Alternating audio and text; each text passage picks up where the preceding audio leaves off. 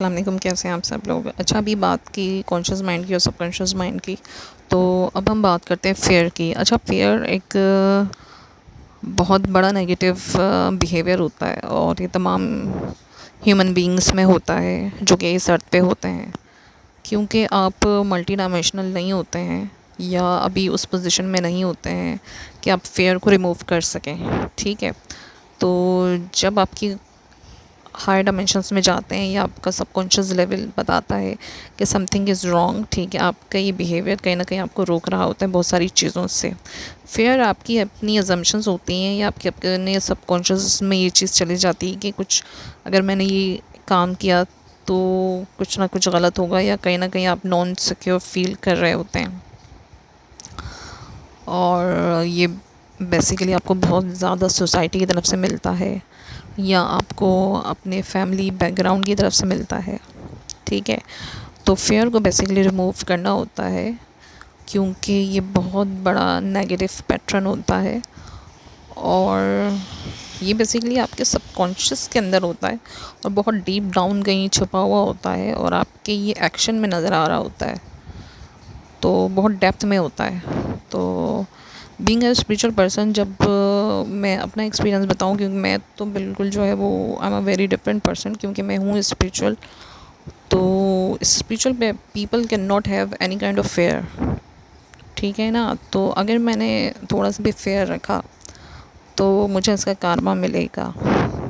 ये एक बहुत बड़ा लेसन होता है। ठीक है, तो spiritual people can not have any kind of fear, they have to remove those fears. ठीक है, तो इसकी तो काफ़ी मेडिटेशंस मैंने की हैं और फिर वो मेडिटेशंस करते करते इतना टाइम आ गया कि मुझे किसी भी चीज़ से फेयर नहीं लगने लगा और वो फेयर ज़ीरो पॉइंट पर आ गया। ठीक है, लेकिन फिर जैसे जैसे लाइफ गुजरती जाती है, ठीक है, और सोसाइटी का इम्पैक्ट कहीं ना कहीं आता है, तो फिर आपके ऊपर हावी होने लगता है। ठीक है, तो वो चीज़ फिर आपको रिमूव करनी होती है और जब आप इसकी मेडिटेशंस करते रहते हैं तो वो तकरीबन आपकी 90% तक जो है वो फेयर आपका रिमूव हो जाता है।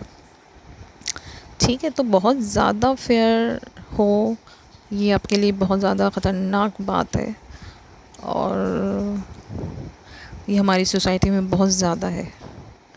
हम सम टाइम ईगो में भी आ जाते हैं और सम टाइम हम फेयर में भी आ जाते हैं कि मैंने अगर ऐसा किया तो वैसा हो जाएगा। ठीक है, और फेयर बेसिकली आपके जो माइंड पैटर्न होते हैं ना, आप स्टीरियोटाइप होते हैं और आपके कुछ बिलीव्स बन चुके होते हैं, तो उन बिलीव्स को आप चेंज नहीं करना चाहते। बेसिकली आप डरते हैं कि दुनिया आपको ऐसे एक्सेप्ट करेगी या नहीं करेगी। ठीक है, तो सबसे पहले आपको अपने आप को एक्सेप्ट करना होता है और you must not fair anything. ठीक है, आपने किसी चीज़ से डरना नहीं है। अगर काम करना है और सही काम करना है तो अल्लाह ताला फिर आपके साथ होता है। इस पूरी यूनिवर्स की ताकत फिर आपके साथ होती है। आपकी इंटेंशन सही होनी चाहिए किसी भी चीज़ को करने के लिए। अगर आपकी इंटेंशंस किसी को नुकसान पहुंचाने की है तो यकीनन आपको डरना चाहिए उस चीज़ के लिए। ठीक है, आप पॉजिटिव सोचें दूसरों के हवाले से, अपने हवाले से, अपने इर्द गिर्द के लोगों के हवाले से, लेकिन कहीं नेगेटिव नहीं सोचें। अगर नेगेटिव सोचना स्टार्ट कर देंगे तो फेयर भी हावी होगा और किसी को नुकसान पहुंचाने का भी नहीं सोचें। अच्छा, फेयर को रिमूव करने का एक तरीका ये है, फॉर एग्ज़ाम्पल आपको फेयर ऑफ स्पीकिंग है, आप प्रेजेंटेशन नहीं करना चाहते हैं। ठीक है, तो उसका तरीका ये है कि आप सोचेंगे भाई क्यों नहीं करना चाहते, दुनिया कर रही है और तमाम क्लासमेट्स कर रहे हैं प्रेजेंटेशन, तो आप क्यों नहीं करना चाहते हैं। ठीक है, तो आपको ज़्यादा से ज़्यादा क्या लॉस होगा, ये सवाल करें अपने आप से कि what will you loss maximum. आप ज़्यादा से ज़्यादा क्या कुछ खो सकते हैं इस चीज़ में। ठीक है, तो फिर कॉन्फिडेंस से आपको आना होता है और आपको फेस करनी होती हैं चीज़ें। ठीक है, तो चीज़ों को फेस करना होता है, फेस करें, भागें नहीं चीज़ों से। और फियर कुछ भी नहीं होता है, आपके दिमाग का सिर्फ एक बिलीफ होता है, ये जस्ट बिलीव होता है। ठीक है, और जितना आप एक्सपेंड करेंगे अपनी लाइफ को उतना आप सक्सेस हासिल करेंगे। ठीक है, फेयर आपको एक कोने में बिठा देता है और कुछ भी नहीं करने देता है। फ़ियर बड़ी ख़तरनाक चीज़ है। ये आपको रोकेगा, हर चीज़ से रोकेगा। ये आपको सिग्नल आउट करेगा कि क्या कुछ गलत हो सकता है, या ये आपको डाउट में भी मुब्तला कर देगा कि ये चीज़ ऐसे नहीं होगी।